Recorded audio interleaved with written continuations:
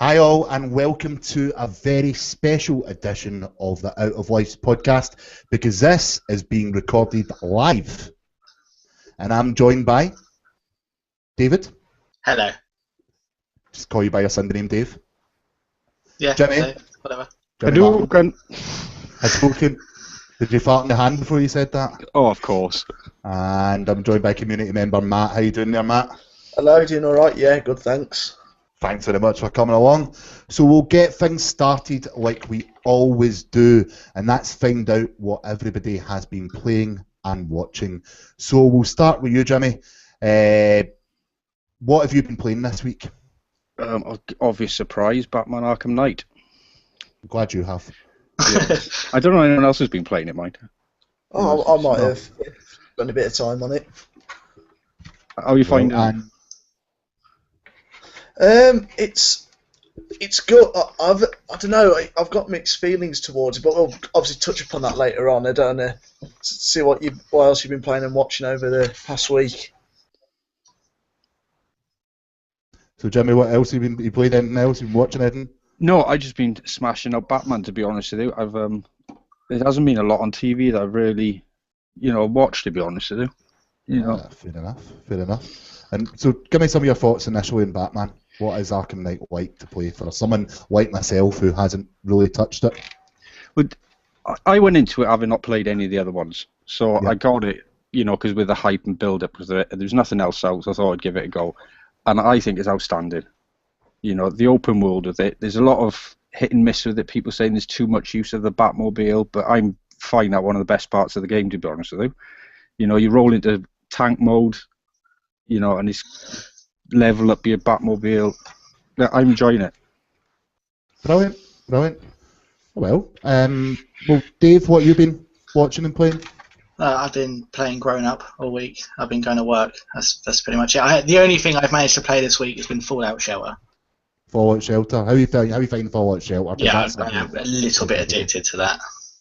How many people have you got in your shelter? Well, I started again because it wasn't going well. So at the minute I've only got 38. Mm-hmm. So it's quite a small one still, but yeah, I quite finding 5 minutes every hour to play that, definitely. A guy in my work's got a spreadsheet for it, so he checks his spreadsheet to see where people are and what they're good at, etc. So he knows where to move them if he builds another room, and he pre-plans his builds. Oh, that's taking it a little bit too far. That's a man after my own heart, to be honest with you. Right, and you watching anything? Yeah, I've been watching Love Island, not through choice, and I'm glad you said that. It's on every bloody night. And who's on Love Island? I do not know anything about that show.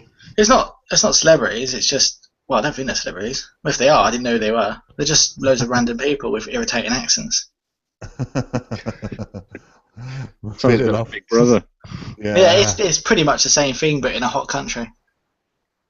Fair one. So they're naked more, basically. Well, yeah, lots more sort of boobs. So it's got one selling point, and that is it. Lots of boobs. Boobs, that is it. Men, women. Okay. Just everyone's got boobage. Yeah, everyone's got boobage. Matt, I'm going to ask what you've been watching this week, because I think we know what you've been playing. Yeah. Well, I've been getting into Daredevil on Netflix. That's something that I've really got into, really enjoying Daredevil. And I've, with all this, because True Detective obviously started last week. The second episode is on this Monday, and I started watching season 1 actually because quite a few of my friends started watching it and recommended it to me, but for some reason I just hadn't got round to watching it, so I'm in the middle of watching season 1. I've just started it, but I don't know, the first episode, it's like it chucks you in, and you got to like try and get your bearings, but I think it's one of those where as you get watching it, it gets more and more interesting, you get more of the story. Like at the moment, I've sort of got a grasp of it, but it's more, I've got to keep watching it to understand it. Otherwise, if I stop, I feel like I'm really got into the hype of. I want to see what all the hype's about, basically. Right. Okay. Brilliant. And what have you been playing? Batman, obviously. Yeah.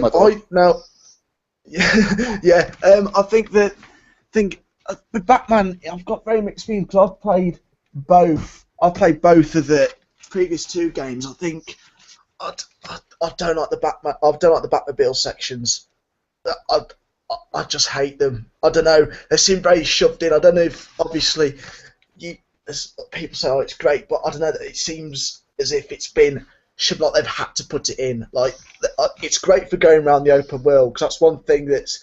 I mean, there can be so the satisfaction of gliding over Gotham's rooftops can start to get boring, and go around the Batmobile like literally, if you go into a wall, the wall will just fall. Like the Batmobile could go through anything, and but I don't know. The tank That sounds pretty good sections- to me. Well, yeah, but it's the tank sections that I have a bit of a problem with. I think it's like out of nowhere, oh, you got to take on 20 tanks now, and it's you wanted to carry on the story, but to get to the next stage of the story, you were obstructed by a load of tanks. I just didn't enjoy the tank battles that much. Like about 2 tank missions in, I was like, I'm a bit bored of this now. But obviously, there's been like the profession, even journalists are saying that there's very split views towards the Batmobile. So I think it's just one of those love or hate it things, really. Okay, well, very two sort of different approaches to it there. James, do you want to come in on that? No, I'm just saying the tank battles for me are my favourite part. You know, as I was saying earlier, you know, you can level up your Batmobile. So if you pull off kill streaks, you know, without getting hit, you get like multiple launch rockets and things like that, and it's just keep building up to where you can get that, and that's what I enjoy about it. Gliding around rooftops just bores the hell out of me. Yeah, it bores me as well. I think it's not that I'm not in. I don't know. It's more of the tank battles could do as a nice bit on the side. Like I don't mind them, but as I was going through the story, like when you're getting towards the end and you were beginning to like chase the Arkham Knight down, then like you'd be like, right, I bet you there's going to be another tank battle. It was okay, but like I was starting to get a bit frustrated with it after when I was getting towards the end of the story. It was like, another one, and another one, and another one. So I don't know.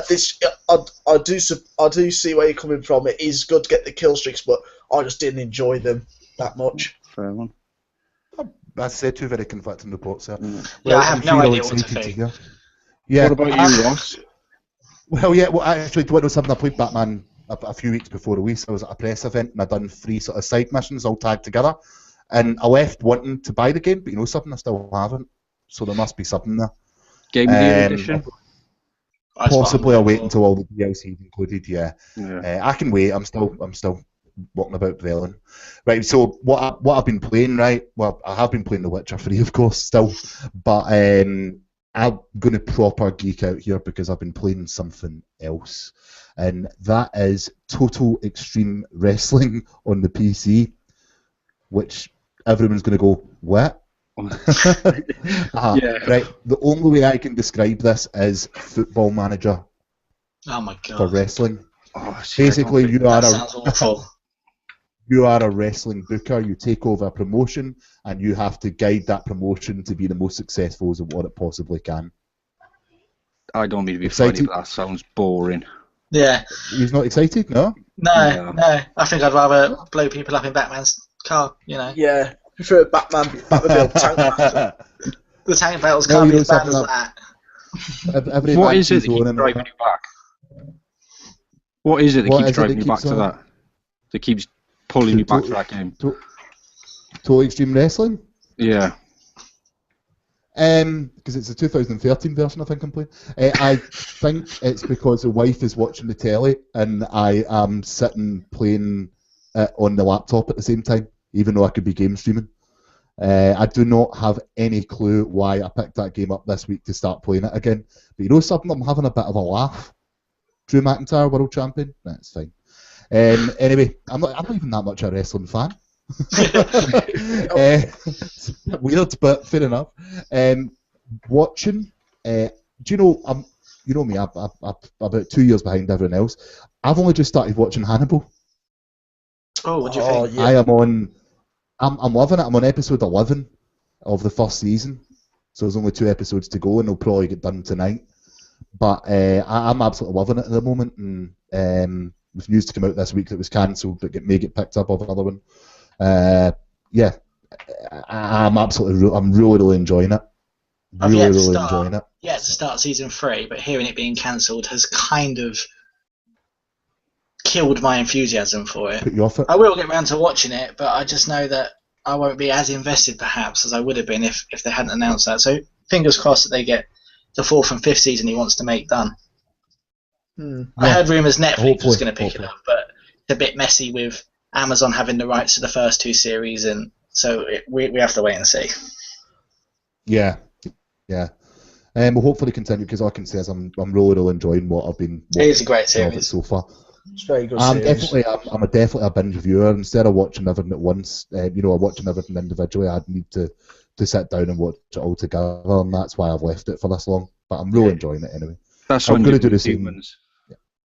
Yeah, exactly. But, we'll move on to the downloads. Now, we've got a fancy noise that plays right now, but as we're doing this live, as you can probably hear by the sound quality, we are not, we don't have a sound for it as such. I think I'll you should just start do it, off Ross. with Go on. the download. That's pretty good, actually. It's all right. Yeah, it's not too bad. Not too bad. Right, we'll start off with Nintendo's AGM. So Nintendo's annual general meeting is always interesting, as it's the only time the company is actually forced to answer questions properly, as investors turn up to quiz them and what they've been up to for the last year.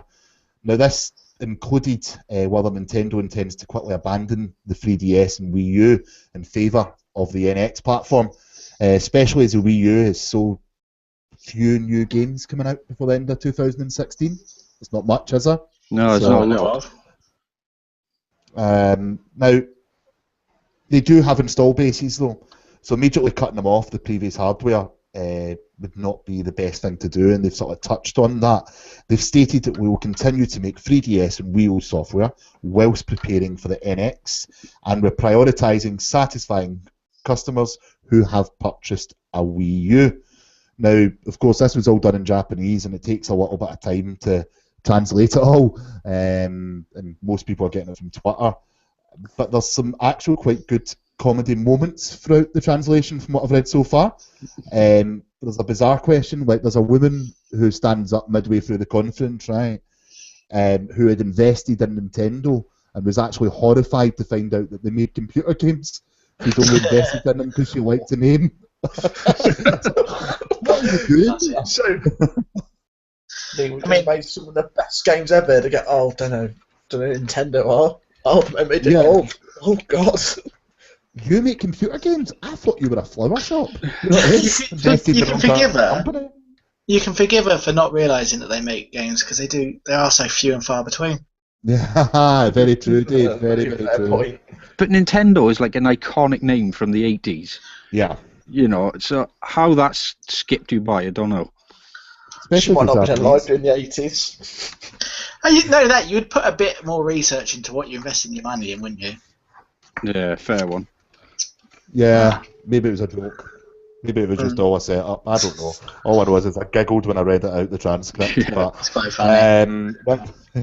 we'll move on with the news anyway. So Fallout, a fan has successfully bought a copy of Fallout 4 for bottle caps.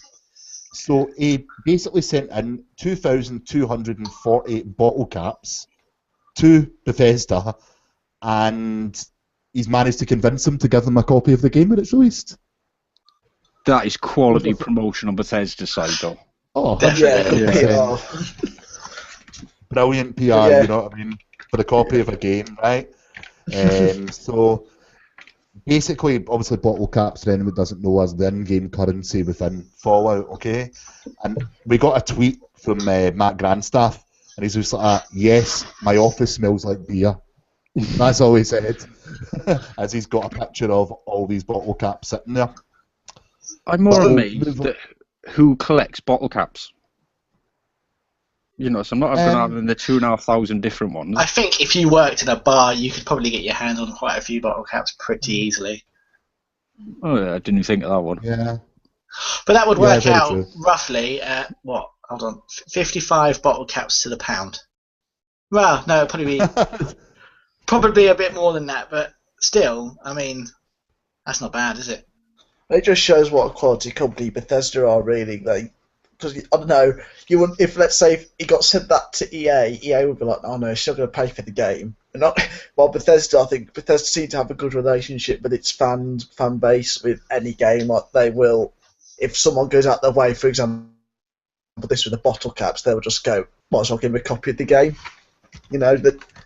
And plus, he must have knew there was another one coming. He must have like got an inkling. Go right, let's get these bottle caps collected. It was obvious it was going to be another Fallout, but he must have like thought, "Oh, I'm going to see if this actually works." He must have thought this when I don't know whatever came across his mind must have been.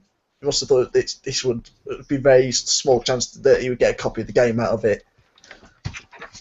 Or I've got another solution for you. This is all just a marketing scheme by Bethesda to keep them in the news week after E3.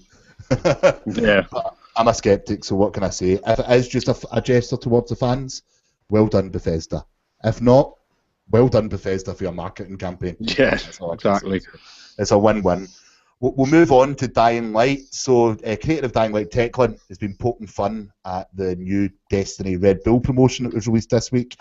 As a collector's edition or content for the Taken King was originally meant to be sold separately, but Destiny fans are upset that there is actually a US only promotion, which is on cans of Red Bull, where you can get in-game items and bonus XP buffs. But Dying Light developer Techland have actually combated that by doing their DLC for water campaign, or drink for DLC. So take a picture with water, and after it gets so many retweets or favourites, then basically they were going to give people a premium weapon docket and the satisfaction that you're not missing out on stuff just because you're not in North America. See, well done, Techland. Yeah. See, I missed out the Destiny one. I didn't realise, and the first thing I saw of it was Major Nelson when he tweeted him, with the Dying Light campaign. So I was at it a bit back to front to begin with, but when I seen that, they were taking the mick and jumping on the bandwagon, I thought it was quality. Like it was a whole mission that they were giving away for Red Bull. It wasn't just. I mean, that's what I don't get.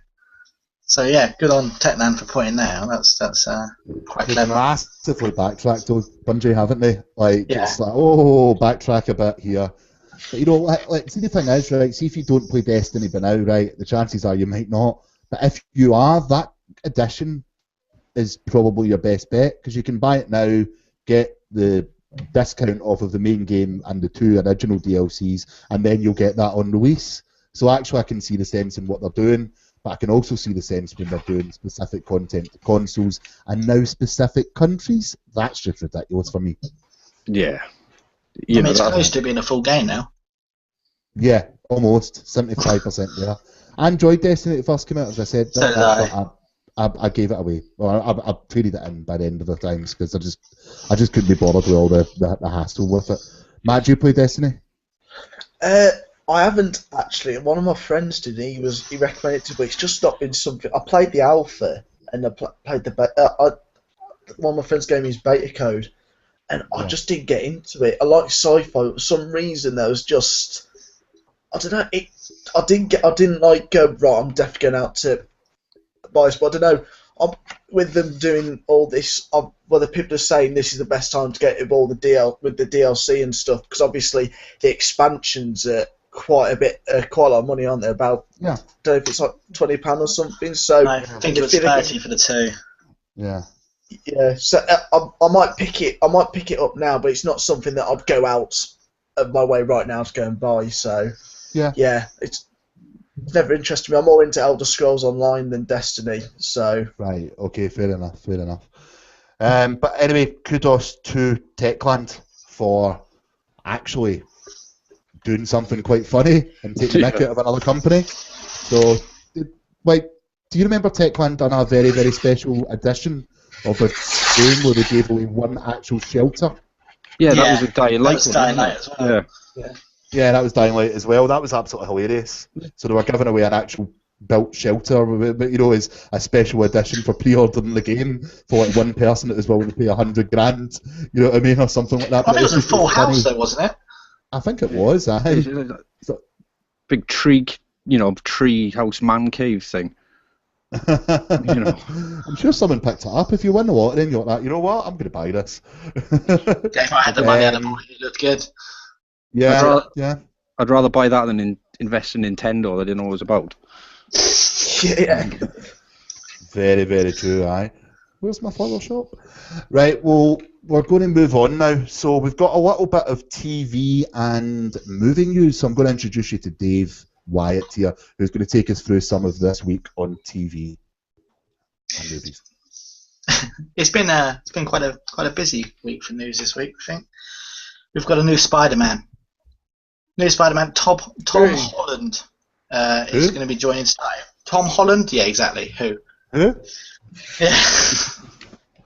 He's a British guy. He's been in a few sort of films I haven't seen. But he's going to be joining from Captain America 3.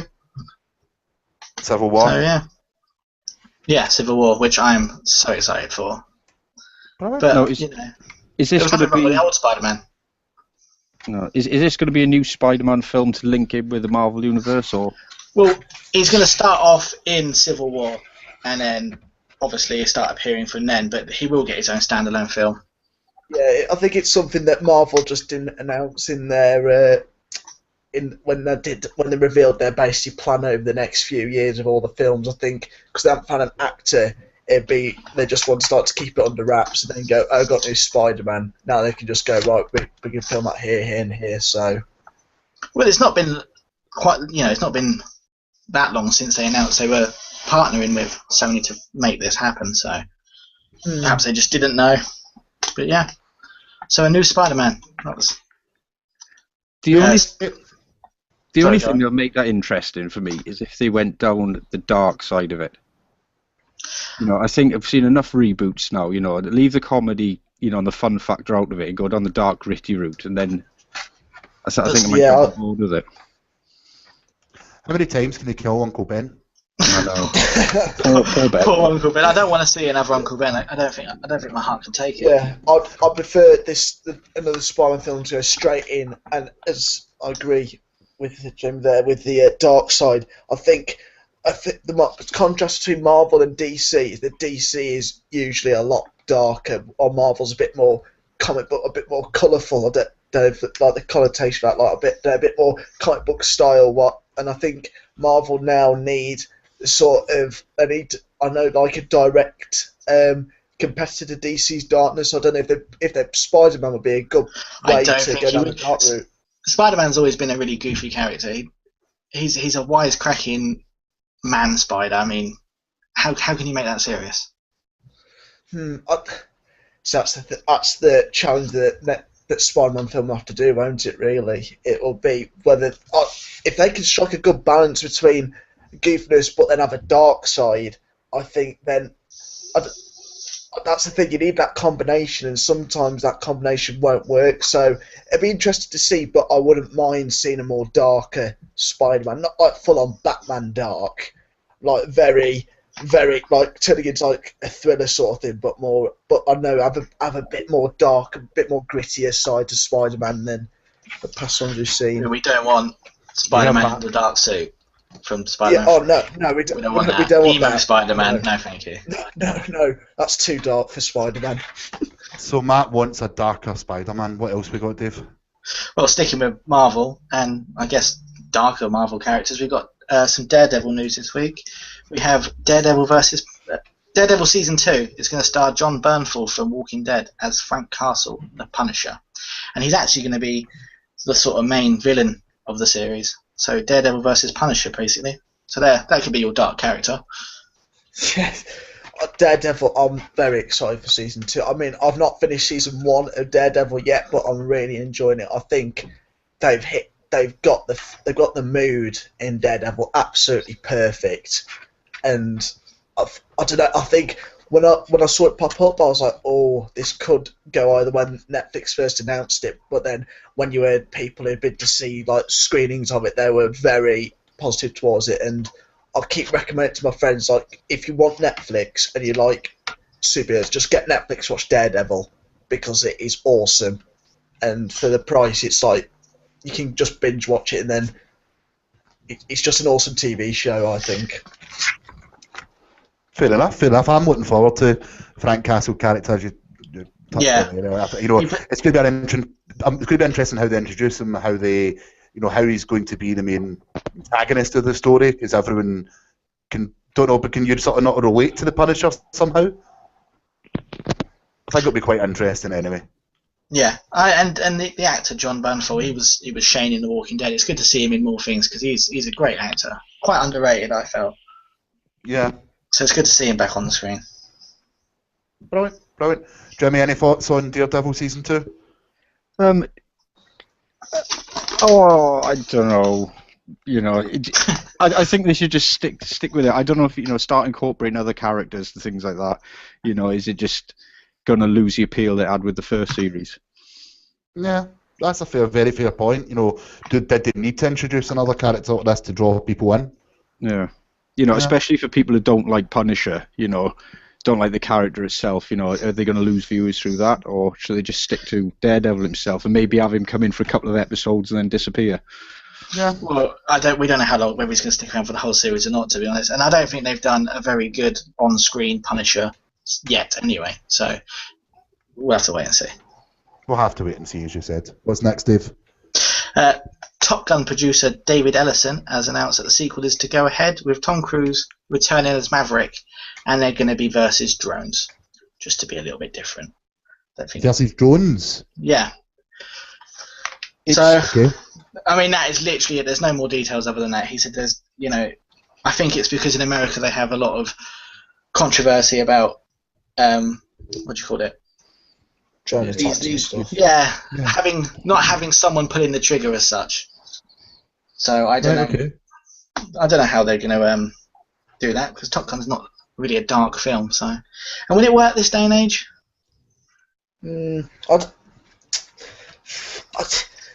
It seems like now. Obviously there's going to be some that everyone's really excited about. It seems like now a lot of film companies are starting to think, Star Wars is getting a lot of publicity. Jurassic Park's getting a lot of publicity. Terminator's coming back. It's like they're trying to get back all these old film franchises where you've been, like Star Wars, for example. You need to have more Star Wars films. I mean, that's a no-brainer. But it seems like now they're starting to get all the old. It seems like they sort of run out of ideas. Where, I mean, the US military versus drones, for example. I mean, if that was, you could make that a broader, you could make that against a massive drone army, as it were. But then that's too similar to Terminator. I mean, they're starting, all these action films are starting to cross paths now, which is set in modern day with the military. There's all starting to cross paths. So it's like going, just make Top Gun, Terminator, Genesis, Judgment Day thing. Just combine them. That did not go the way I thought it was going to go. No. If Scott was here, you know what he'd do. Exactly correct, yeah. So Top Gun Terminator, you've heard it here first. See, now I'm not going to be able to enjoy the sequel, knowing that could have been a thing. It could be Top Gun Terminator. I don't know. All the drones come together to make a huge drone that's trying to take over the world. Top Gun ejects from the plane and punches it to finish the movie. Fantastic. You're going down, you even need to see it. Michael Bay directing. Yeah, this is definitely a Michael Bay movie here, isn't it? Yeah, Michael, just call me, and I'll get on that script writing for you. I know, you shouldn't be telling us in podcasts, people will steal it. My thoughts on it is, I didn't know it was about drones, but I should probably read more, because I could have found that out. I just heard Top Gun 2, and as long as Danger Zone's in it, I'll get the nostalgia kick as well. Yeah. It's a nostalgia trip again. So the latest Blu-ray I bought was Top Gun 3D as well. Awesome. Yeah, I seen it and I thought, I'm going to have a bit of a nostalgia trip with that. Do you wear your sunglasses while you watch it? Of course. Oh, thank God. You can't watch that movie without sunglasses, although it would have to be 3D sunglasses since it's the 3D version you bought. But, but fair enough. Anyone else to talk about in Top Gun? I can't wait. I actually can't wait either. So screw you and your Terminator crossover. Right. Dave, what's on next? It's funny you mentioned Jurassic World, because that's just hit 54.2 million in its third weekend. Wow. I did not expect this film to do as well as it has. Did you not? Well, I thought it was going to be a big film, but this is smashing all sorts of records. After the last two Jurassic Park films, I tried to keep a bit guarded about this film. As much as I really enjoyed it, it's a great film. I really did not expect it to do that. That's a lot to make in 3 weeks. It just shows the fan base is still there for Jurassic Park. So I don't think it's just the fan base though. I think it's the generation that we're in now. You know, if you look at Star Wars, we're hitting the third generation of people to watch Star Wars. Yeah. You know, like our parents watch the original. You know, we watched the prequel 3, and then our kids are watching like the new ones. But then Jurassic Park's gone down the same route. You know, yeah, you're right. Yeah. All kids play dinosaurs. You know, whether it's a sequel or it was a fresh one, all kids love dinosaurs. You know. So it's the first thing you learn in school is about dinosaurs. So if they get a film about dinosaurs, you'll know it'll be a massive hit. No, I enjoy Jurassic Park. Jurassic World was a good film. Yeah. But I think I was expecting to do well, but again, as you said before, you didn't expect it to be smashing records and making so much money. So, I mean, one thing that amazed me was, I don't know if you saw it, but at the premiere, I forgot which city it was in, but they're like the massive Jurassic Park day. They're going to town on this film. They think this is going to do really well. Yeah, well, all credit to him. We touched on Jurassic Park last week as well, so we won't go into that in too much detail. But what's on us next, Dave? We'll stick with the making money. Warner Brothers crossed $1 billion in the first 6 months of the year. This is the 15th year in a row it's made $1 billion. Well done. That comes off the back of, obviously, The Hobbit, which released in December but was in the cinema for most of January. Then we had American Sniper, Mad Max, and San Andreas that all helped us get to that. Or helped them, not helped me. I was going to say helped us. I wouldn't mind getting a part of that, but no, it helped us reach the 1 million mark. And that's the fastest any studio has made $1 billion, I believe, but I need to check that now I've said it out loud. Okay. That's unbelievable, especially, you know, for the amount of films that they've knocked out. There's some big blockbusters there. Yeah. It's been a pretty phenomenal year for film, really, this year. Yeah, it has. With even more to come, so... And finally, we have a new Harry Potter's been announced, but not on the TV or in a movie, for the theatres. Harry Potter and the Cursed Child is going to hit theatres in London next year. So anyone who's a Harry Potter fan might be excited. I personally am not. But I'll be going anyway. Has J.K. Rowling had any input into this? She has wrote it, as far as I know. Yeah, she's wrote it. She tweeted it out, so yeah, she's been involved.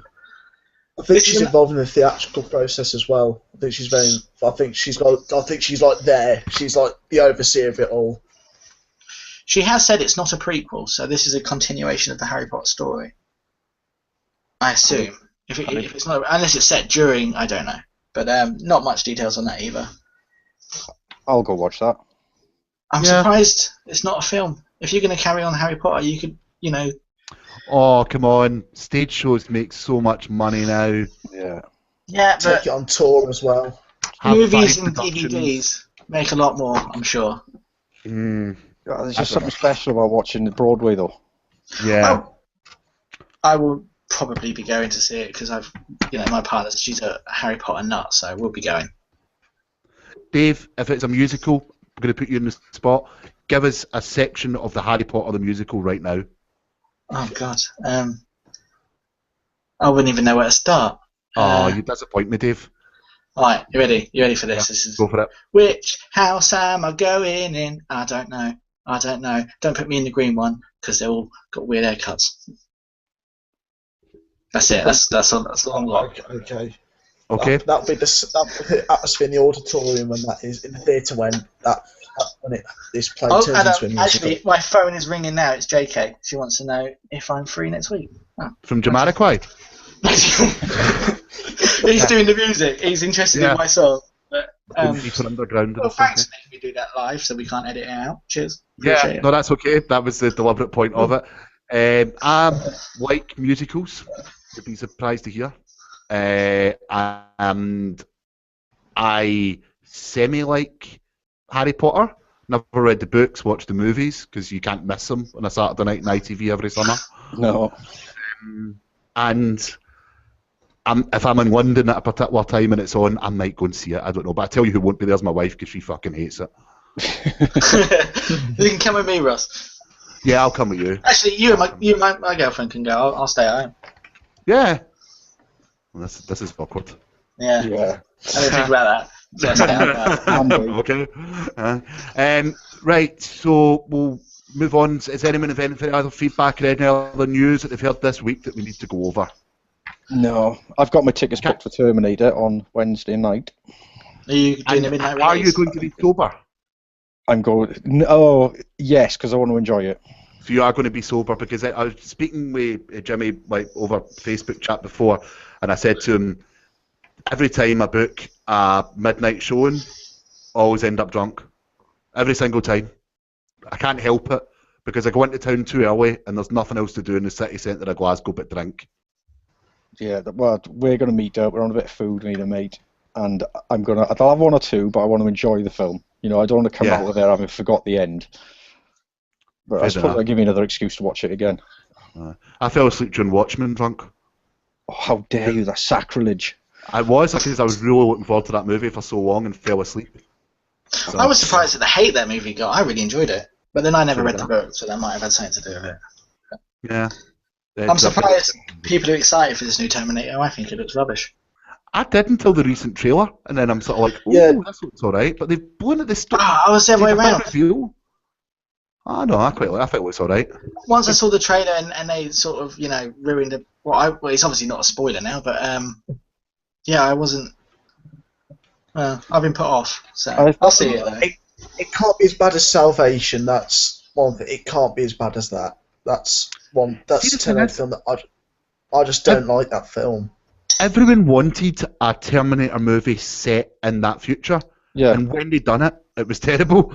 So it's because they were using bullets instead of lasers. It was like, wait, since when did they start using bullets? When did that? Because in Terminator 2, you just see them using lasers, and you're like, oh, lasers, here we go, big battles with lasers. Then you just go, oh, they're using assault rifles with bullets. Oh, it'll be a bit more futuristic. That's something that film probably suffered for the fact that we all wanted to see it, and we all had our ideas of what the future in that universe was going to be like, and it wasn't Salvation. No. Oh well. Right, well, do you want to move on to some feedback? Yes. Okay, so we're going to start off. This is from Kyle Barrett. Okay, so as previously discussed on the podcast, one of the big surprises of E3 was the backwards compatibility of the Xbox One. But what do you think about the timing of this announcement? Since the release of the latest generation of console, we've been flooded with remastered versions of previous gen games. And now that Xbox One has backwards compatibility, are these re-releases irrelevant? Do you think Xbox held off introducing backwards compatibility for 2 years so that they could sell remastered versions of their games, such as the Halo series and the Master Chief Collection? Thanks for keeping it short, Kyle. Yeah, cheers. Yeah. What do you think, guys? I'll go to you, Jimmy, first. Perfect timing. Perfect timing, yeah. Yeah, in my view, because we all know PS4 was winning the console war, as you call it, at the start. You said was. Yeah, but Xbox is slowly catching up now. And then they throw that bombshell because everybody loves their old back catalogue, and that'll just boost sales, and it'll convert 360 owners straight over to Xbox One for those who can afford it and want to do it.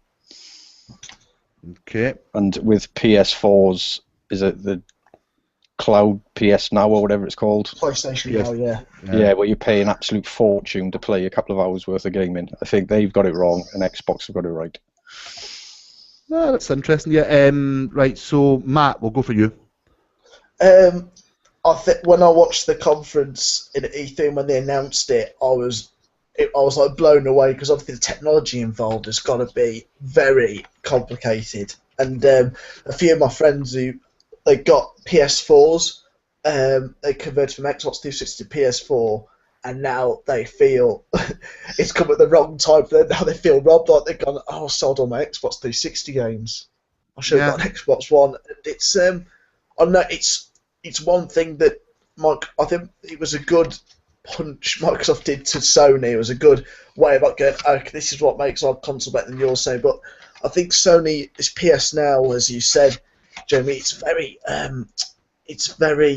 It's too expensive. I think how I envisage it was it would be like a Netflix style thing where you pay a monthly subscription, but that would let you go onto the whole catalogue of PlayStation games. But no, it's like I forgot what it is. It's like in all tiers and everything. So yeah, I think Microsoft have done it at the right time to try and catch some ground on Sony. Okay, Steve. Initially, I thought, couldn't we have done this since launch? But since reading up on how it works, I can see why they didn't. So I'll forgive them for it now. But at first, I was a bit too late.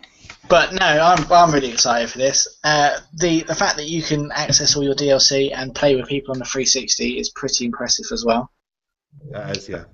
I've still got bucket loads of Xbox 360 games that I've got stashed away somewhere, and I've got loads I haven't even played yet. So this is good. This is good news. Definitely. Right. Yeah, I just want Gears free. I'm not really bothered about that much else. If they give me Gears free, I'm happy. Isn't Gears free Games with Gold this month? Yes, it is. Well, July, yeah. The second half of July, you're getting Gears of War 3. I'm hoping that's an indication they might go, there you go. Let's start get people playing Gears before the remaster comes out. Yeah. I should probably try this series because everyone talks about it, but I still. I love it. Is that going to work on Xbox One?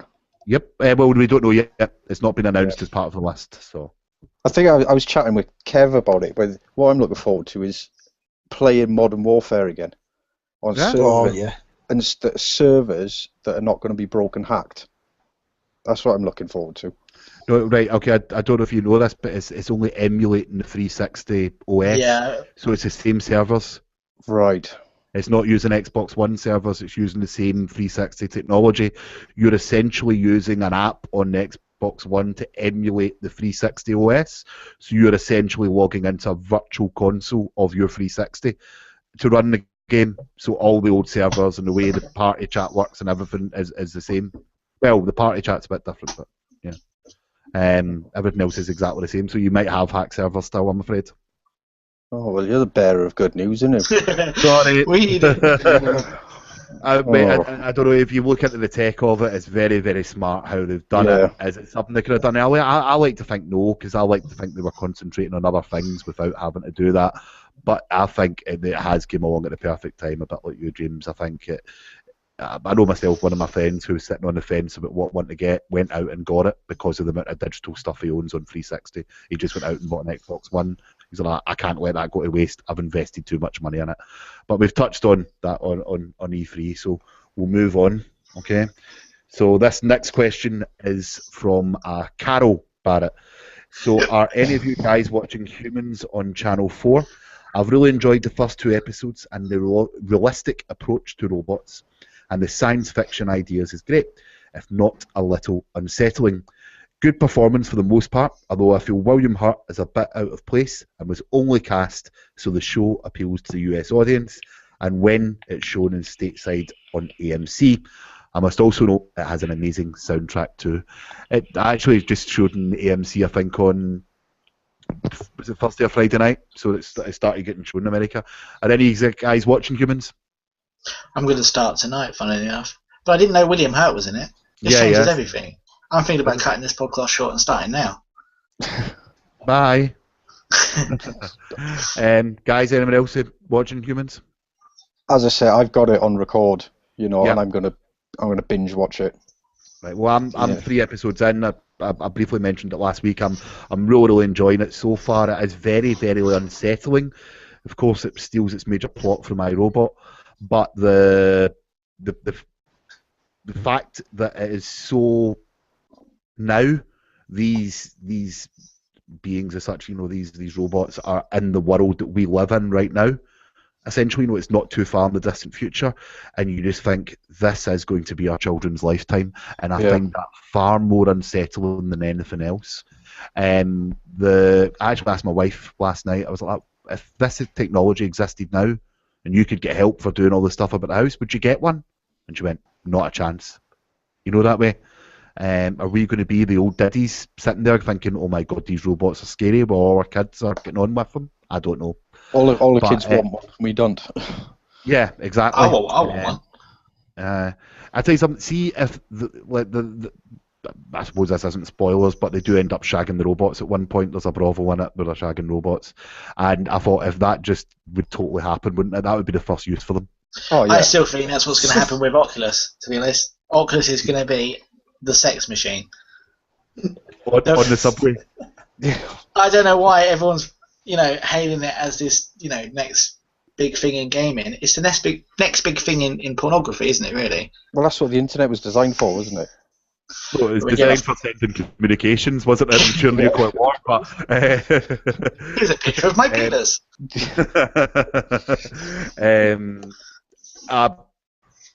Yeah, I do think that. Actually, I'm just thinking, just when you were saying that, I was like, do you think that's what HoloLens is made for as well, just so that they look as if they're in the same room as you? Oh God! On a table though.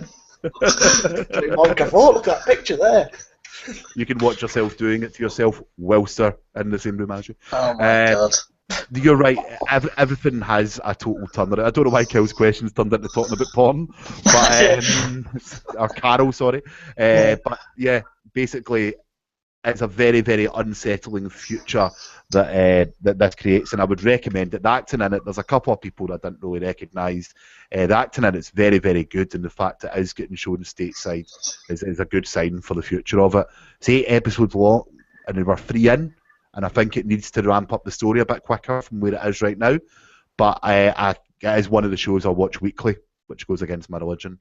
But yeah, if you haven't watched it yet, get it on, get up to date, so you can talk about it with me. There we are. Oh, I'm good. Get on it tonight, and I'll discuss it with you. I'm looking forward to it. You should have done it before we were on this podcast. Well, I didn't know it was coming out, did I? Right, we're going to move on. So this is feedback from Adam Thompson. So since Sony don't have a conference at Gamescom, do you think they'll take the opportunity to release a huge demo of No Man's Sky with a release date in fall 2015? Adam, are you American now? Fall 2015? Fuck off. They don't have a lot of first-party games coming in 2015, and this could be a way to steal a little of Microsoft's thunder this year. What do you guys think? And Duck Hunt. Duck Hunt. So, Duck Hunt. Duck Hunt. Not that we're stealing that from any other show. No. Right, so basically, for me, I don't think there'll be a huge demo of No Man's Sky, because how the hell are you going to do that unless it's timed? Yeah. Give you the game, but time for an hour or something, like what they've done recently in Xbox One. I really don't know how you could create a demo of it, because I don't know enough about the game to think so. I think a demo of something is a great idea. I don't think it would be No Man's Sky. Guys? No, they need a big beta for that. That's an ambitious project. Yeah. That they needed a big beta, and that'll be whether they announce a beta date for it, sign up and all that palaver, and then like Titanfall did, with Microsoft, where they had the closed beta and then they opened it up to everyone to test the servers massively. Yeah, same with Destiny, same with the COD this year, same with the Division. Everyone is having betas. Yeah. Anyone else have any thoughts on No Man's Sky demo to steal some of Microsoft's thunder? I don't think that's a game that needs a demo. People are going to buy it anyway, and a demo would just show its flaws, not what everyone's excited for. It's all about how big how big it is, how exploring is the main aspect of the game. But if you're just going to show a closed off part of that, you're closing off the main point of the game itself anyway. Yeah. Brilliant. So no. Okay. I think they'll do something though. Yeah. Yeah, I think it's more with Gamescom I think it'd be interesting what Sony do, because obviously I guess Sony, I haven't looked into this that much, but are they doing another PlayStation experience type thing? That as far as I'm aware, and they're also at Paris Games Week as well, so it's not as if they don't have a platform, but as far as I'm aware, yeah, but don't quote me on it. And I think they'll obviously have a strong presence at TGS as well in Japan, because obviously Sony being a Japanese company. It will be they'll have some games, but I think Sony, that basically they've got all that their E3 conference is basically going. We've got all this coming. Just keep. There's Call of Duty. Play Call of Duty for a bit, and we'll get this. We'll get all these other games sorted for 2016. It was more of a. That E3 is more of a look into the future, look into the crystal ball sort of thing, rather than like Microsoft are like, right, all this Halo, all these games come due 2015, and plus Sony seem to now have a lot of third-party deals going on. So, for example, I think they've got obviously the Call of Duty one, which is a big one they're taking from Microsoft. I believe they've got a special deal with Battlefront as well, with EA. I think they do. Good Sony about that. do. Yeah, I think it's more for Sony at the moment. It's just, and Destiny as well. They'll obviously keep pushing Destiny. That'll be just like, right, here's some third-party games. Then we'll give you all the good first-party stuff in 2016, because there's some first-party stuff there from Sony. I'm very excited for that Horizon that's been done by Guerrilla with the cave woman shooting the robot dinosaurs with. That's a game that I definitely want to play. On our E3 podcast, Scott and Kev ejaculated at that exact moment simultaneously. I don't think Kev was on the Sony one, was he? No, they just ejaculated simultaneously anyway. But it's like a mental connection. It's a video on Oculus Rift. Yeah. But we'll move on anyway. So this is just the last bit of feedback. And this is from Carol Kyle. So at E3 2013, smart glass technology and companion apps were all the rage, and yet this year they seem to be almost non-existent. And only recently Ubisoft revealed they'd cancelled the companion app for The Division. Have you ever used this type of tech, and do you think this mobile to console interaction has a future, or was a short-lived fad? So I believe he's talking about second screen experiences. Short-lived fad. Yep. I think I was talking on one of the previous podcasts about the Watchdog companion app. Now, when that first came out, I downloaded it, I had it on the iPad, and my mate was playing it in the room on his console, and you can control like the bollards, the police, and things. And it was brilliant. A couple of goals each. It was like really, wow, this is.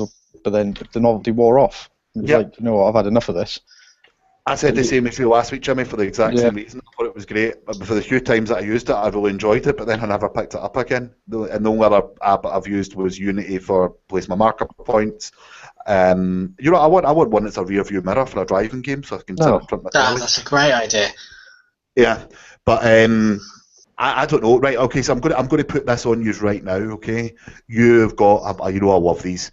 You've got a budget for an upcoming game to make a second screen experience, okay? For any game that's upcoming. It can't be released so yet, it's got to be upcoming. What would you do?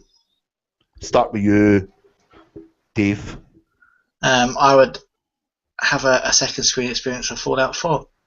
It would be a little computer that you could attach to your arm, and you could put your phone inside of it, and that would be great. That sounds shit, boy. Okay, so you... Yeah, I just want the Pip-Boy. You just want a Pip-Boy. That's what it is. Okay, so except for ones already announced. Damn it. Let's think then. Well, I really wanted the Division one, which is obviously not happening now, but I still think that would have been great. But I want one for Rainbow Six Siege, perhaps. Okay, and what would its beats function? Yeah, I'm not really sure on what sort of gadgets you got in that game, but when you put a camera through under the door to see what's in there, seeing that on a second screen would be great, I think. Just that simple little thing, for example, would be pretty immersive. Maybe if you had everyone in your team had one, maybe that could be the form of communication for certain things. You could have a map of the actual building you were storming, and whatever you drew on your screen would appear on everyone else's. I think that would be pretty useful as well. Okay, right, Jimmy. I'd have an app to go along with the HoloLens. So you wear the HoloLens, I've got the app, and then I can Google anything on my phone and project that image, and you can see it. That's So it'd probably be, happening with Microsoft phones. yeah, so you could be walking around making a cup of tea, and I'll send in, I don't know, unicorns wearing leotards. They'll be sort of bouncing around the kitchen. Only if it's And got cats riding them. Oh, yeah, ninja cats. Yeah, cats riding them, Yeah. Fair enough. Fair enough. Right, Matt, what's your idea for to make us $1 million? I'd have one for Doom actually. I'd use it for. I don't know, with Doom, I was thinking more of it because obviously they've got this level creator thing coming out on Doom. I don't know, obviously.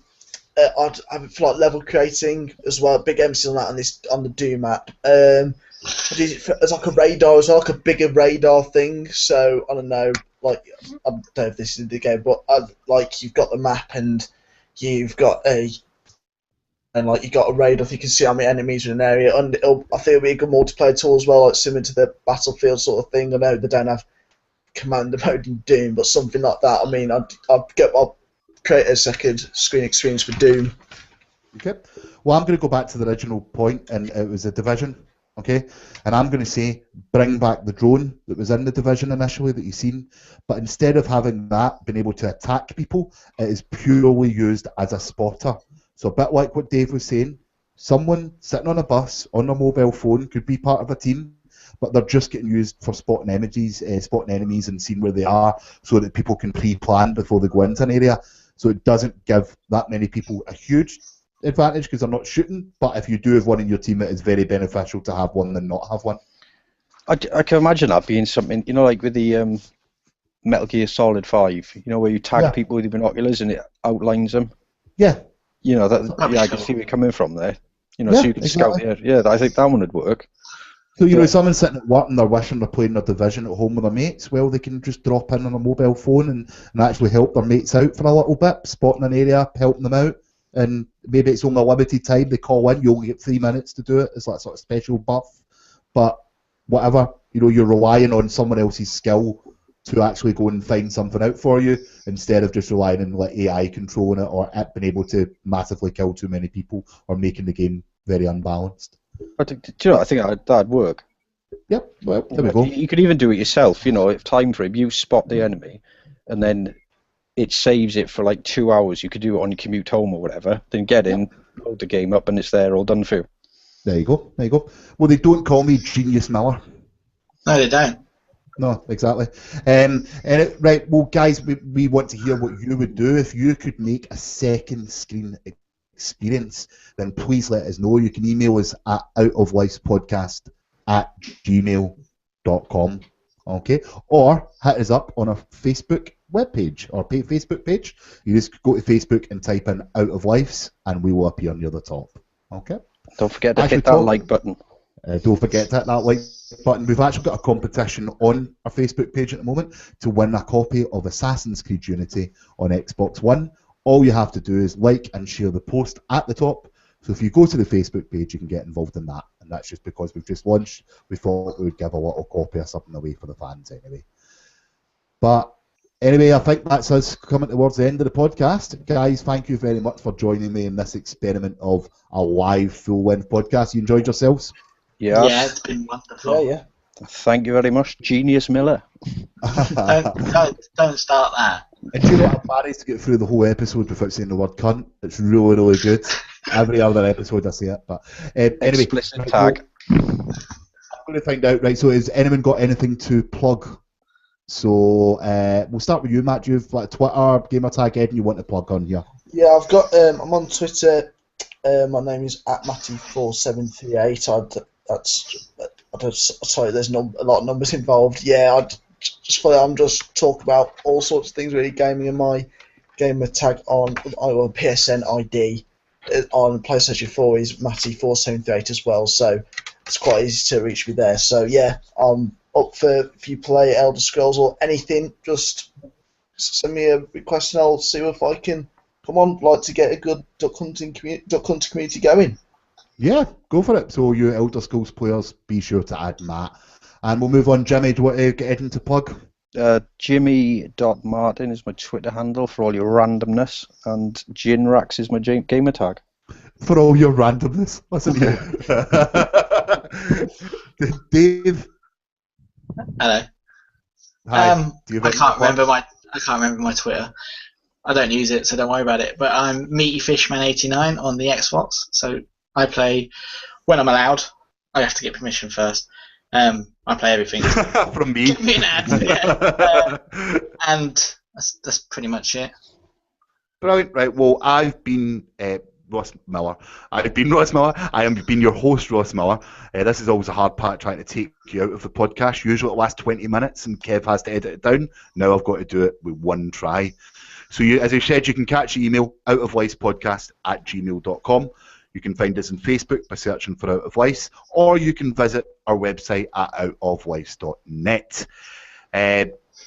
This has been a little bit of an experiment with the live podcast. Please like us on Facebook, send us an email, or send us a tweet at outoflicepod. We've got far too much stuff to remember to promote now.